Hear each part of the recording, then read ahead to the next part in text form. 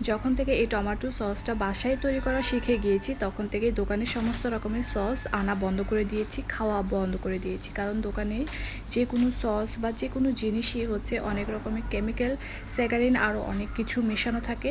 তাই ঘরে বসেই আপনি যদি এই সসটা বানিয়ে নেন, এটা একদম স্বাস্থ্যকর, হেলদি এবং পিওর একটা সস। তো হ্যালো এভরিওয়ান, কেমন আছেন সবাই? আশা করি সবাই অনেক ভালো আছেন। চলেন দেখে নিই কীভাবে আমি ইজি ওয়েতে ঘরে বসে সস বানিয়ে ফেলেছি। প্রথমে টমেটোগুলোকে ভালো করে আমি ক্লিন করে নিয়েছি। ক্লিন করে এগুলোকে আমি পিস পিস করে কেটে নিয়েছি এবং তার সাথে আমি দিয়ে দিচ্ছি রসুন।